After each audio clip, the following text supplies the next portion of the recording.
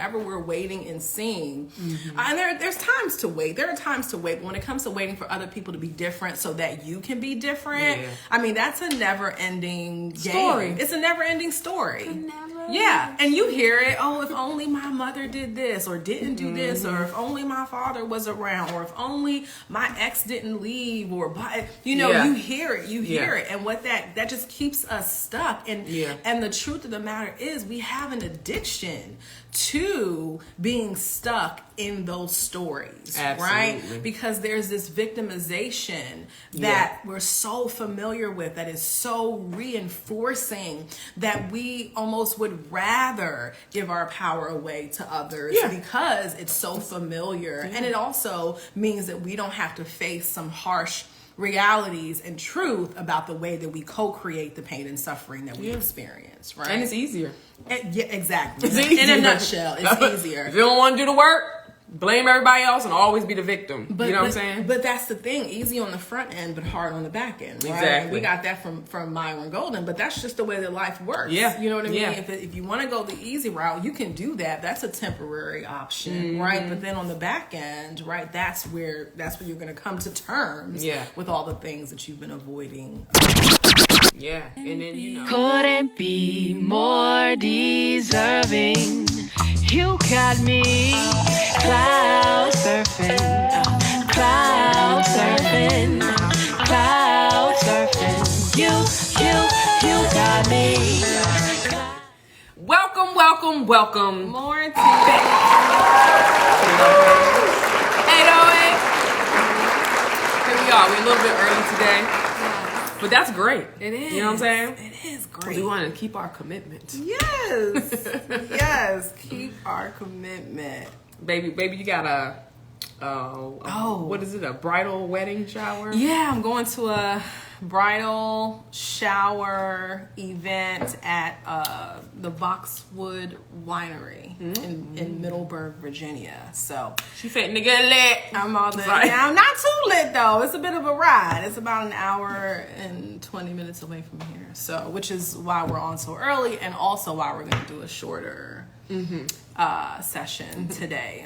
Steve says he can understand the early start ball games on at 1. Is it football season? Football season's probably started. Yeah, this might be the first season opener for. Is it? Tell us. I'm not sure. Tell us, Steve, who's playing today? But I think so. Yeah. The season typically starts in September. Oh. Yeah, so it might be. Yeah, Steve, where are you tuning in from?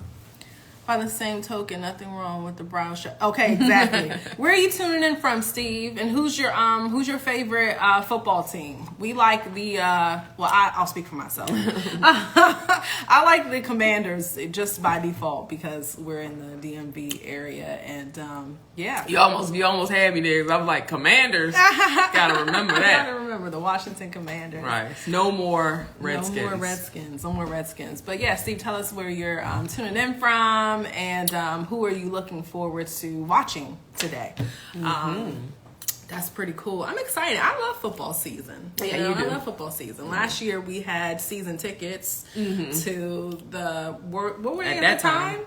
They weren't even the Redskins at that time, though, right? Because they still kind of. They were. Were they? Oh, they were just saying Washington. They were just saying Washington trying at to that time. Exactly. Yeah. Right. So we had season tickets, which was a great experience, even though. The season wasn't, the best, but it's fun.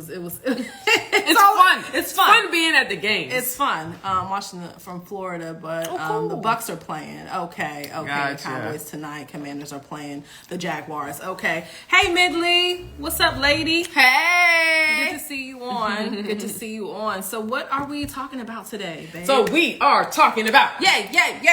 Sounds like a cheer. Right, no, it's all right. That's for the football. That's for Steve. Absolutely. We are talking about that. All right. I gotta drink more of this brain Drink some smoothie. more. Get your brain Get smoothie my brain on. smoothie on. That's what's up. So we are talking. Good to Sorry. see you. We're talking about reacting versus responding in relationships, like when you like not having knee-jerk responses. Yeah, right? not operating from a place of unconsciousness. Exactly. Yes. Yeah. Right. Or being conscious of the unconscious actions, which really is conscious. But anyway, so. But yes, let's not get on that tangent. I want you more in the camera. Am I not? Okay. You're so beautiful. They need to see Oh, all come like on, come on. The flattery will get you everywhere. Sure Okay. will. But yes, reacting versus responding in relationships, and how important it is, not just for your immediate relationships, whether that be romantic, familial friendships, or what have you, but also in terms of the impact it makes on humanity when we operate from a place of consciousness and make conscious choices in the way that we choose to engage with people, Absolutely. with one another. Yeah, For sure. Yeah, For sure. Totally. Yeah. And it's so important because, we get mad sometimes and scared, which ain't she fine, y'all? Come on, you throwing me off. You distracting me, okay? Because it is normal to react from a place of emotion, especially at this stage of our evolution as a species, right? I mean, the majority of the population tends to operate from a place of fear, anger, shame. We know those lower level emotions, and that's 70% of the population. So it really is normal, right, for us to be reactive in relationships. However, normal isn't healthy, right? This normal is not healthy. Yeah, that normal. Normal is not healthy. For a number of reasons. And so yeah, absolutely. And so just to clarify, because I know some people might not be familiar with those terms of like unconscious in relation to what we're talking about, because some people might think unconscious like, oh, you're like in a coma or something, but no, like unconscious. But you can indeed, yeah. You know what I'm saying? You're unconscious, and most of us slip in and out of unconsciousness throughout the day when you're in your program. Yeah. You know what I'm saying? On autopilot. You're on autopilot. You're not really aware of exactly like what's happening, even like on a spiritual level. Yeah. You know how like you get up, you wake up and you go to work, and like you just go through your whole mundane routine where you get up and you brush your teeth, wash your face, take a shower, get dressed, you drive to work, and then next thing you know you're at work. You don't even remember how you got to work. Right. Like those programs. Yeah. Or like the addictions that we may have to certain stimuli, you know what I'm saying? Like social media, like when you're like scrolling and you can't really get off, like that's when you're kind of like, that's the unconscious programming that we're talking about. Right. And when you're triggered and you just have a knee-jerk reaction, those are the programs that are stored in your subconscious that you just react from. Right. You know what I'm saying? So that's what we're talking about there. Yeah. Thanks for that clarification. Yeah. Thank you. Yeah. And so, what creates those programs are the experiences that we've had. Exactly. Right? So whether and most of us have experienced some type of trauma in our lives, right?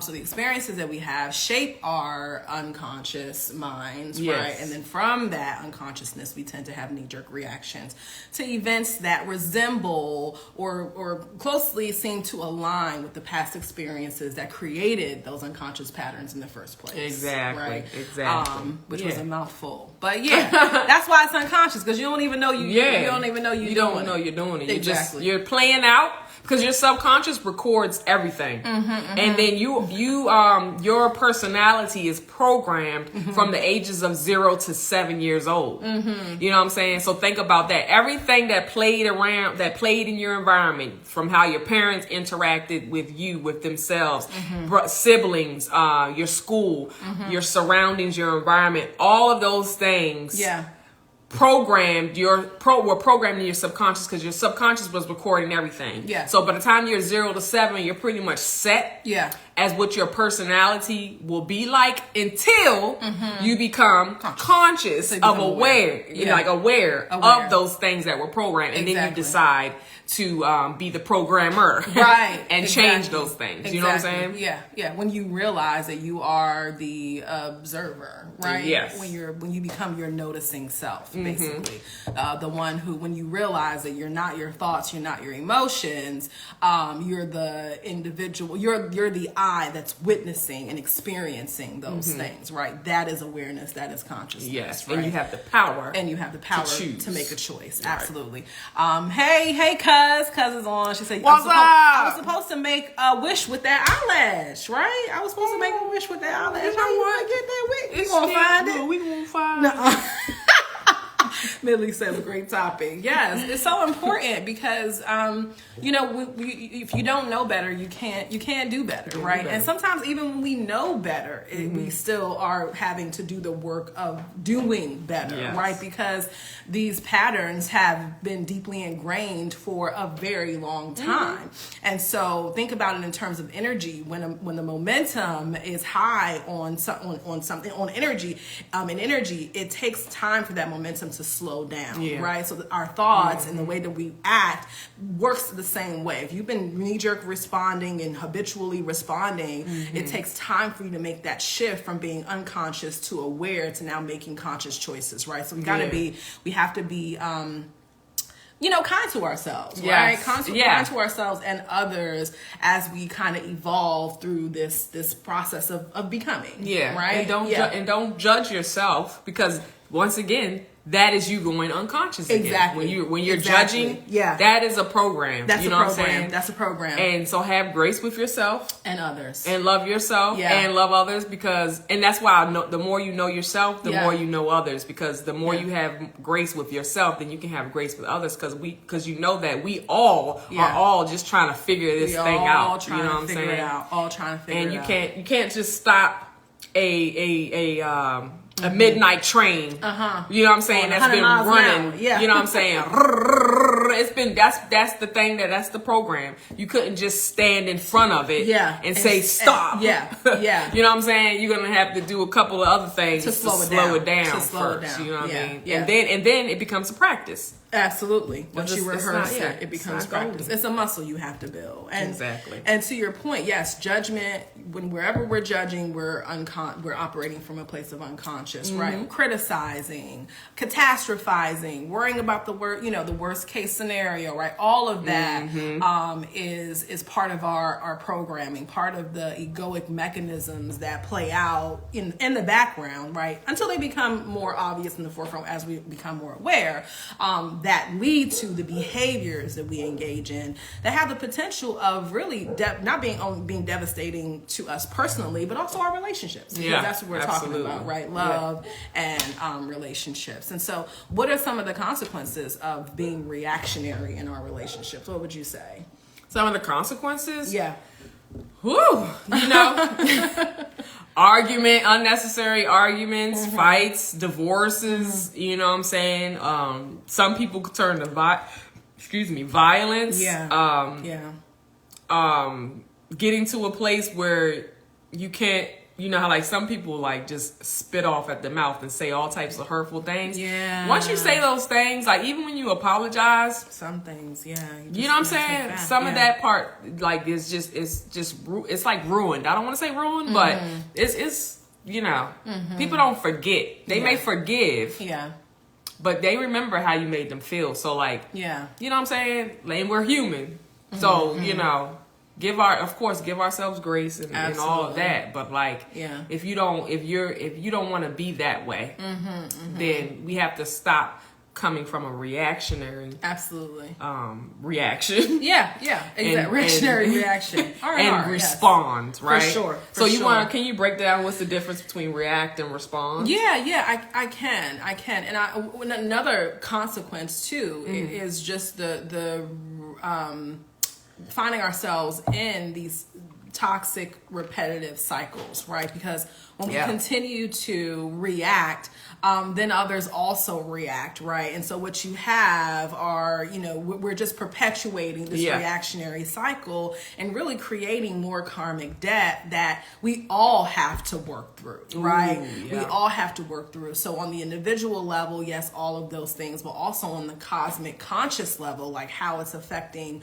humanity when we are operating from a place of reaction, right? There are just tremendous consequences to not being more aware, right? And so, and that is what responding is. Responding is when you get to a point where you have some space between what your external experience is and what your internal experience is. So when you are able to create some inner space, able to slow things down, and able to make a conscious choice about how you want to respond to any given situation, right? Because really, the way the mind processes situations, experiences, challenges, it's like 1/10,000th of a second before your mind makes all these interpretations, all these judgments, right? Gets in this whole polarity thing, right, wrong, this, that, right? Really, it happens so fast, right? So it's not until we're able to slow down, right, that reaction to then be able to make a conscious decision about how we want to respond. So that's what responding is. Being in a state where you're aware of what's coming up, aware that you're being triggered, and then choosing to respond instead of reacting from a familiar place, right? It's just a vicious cycle. It is. I eat because I'm fat. That's it. I'm fat because I eat. Fat bastard. Yes, that's it. I love that. That's exactly over and over again. and over again. It just makes your head spin because ultimately, like, we end up creating our own prisons, our own chaos, right? Yeah, man. Because we are so unaware. And even in the blaming of other people for the way that we act, that too that's unconscious. Is being unconscious, right? And as long as we're continuing to blame someone else for our behaviors, we don't have then the power and the awareness to make conscious choices to change, our response. Exactly. And if you keep blaming other people for how you feel about what they said, then you never have to do anything about it. Because according to you, from your perspective, it's the only reason why you did that was because they did that. They did something and that's how you reacted. So it's their fault. And the thing about that is you don't have control over what other people do or say. So as long as you continue to blame other people for your behavior, then you never take responsibility. You never have to change. You never have to evolve because you're sitting around waiting for everybody else to do be it. Different. Be different. And we all know that's not how it goes. That's not how it goes. Nobody is going to change because you want them to. You know what I'm saying? Like, not really. Not you really. know what I mean? And you don't have control over that. Absolutely. You know what I'm saying? Absolutely. Yeah. And you don't have control over that. And then by making that your focus, then you forego your ability to self-reflect. Right? To self-reflect and take control over your enlightenment, right? Take control over your evolution. Whenever we're waiting and seeing, and there's times to wait. There are times to wait. But when it comes to waiting for other people to be different so that you can be different, I mean, that's a never-ending story. It's a never-ending story. And you hear it. Oh, if only my mother did this or didn't do this, or if only my father was around, or if only my ex didn't leave, or you hear it. You hear it, and what that just keeps us stuck. And the truth of the matter is, we have an addiction to being stuck in those stories, right? Because there's this victimization that we're so familiar with, that is so reinforcing, that we almost would rather give our power away to others because it's so familiar. And it also means that we don't have to face some harsh realities and truth about the way that we co-create the pain and suffering that we experience, right? And it's easier. Exactly. It's easier. In a nutshell, it's easier. If you don't want to do the work, blame everybody else and always be the victim. You know what I'm saying? But that's the thing. Easy on the front end, but hard on the back end. Right? Exactly. And we got that from Myron Golden, but that's just the way that life works. Yeah. You know what I mean? Yeah. If you want to go the easy route, you can do that. That's a temporary option, right? But then on the back end, right, that's where you're going to come to terms with all the things that you've been avoiding up until that point. Yeah. And then, if you keep avoiding these situations that make you feel uncomfortable, or or if you keep staying in the victim mode, right, your body can only take but so much of that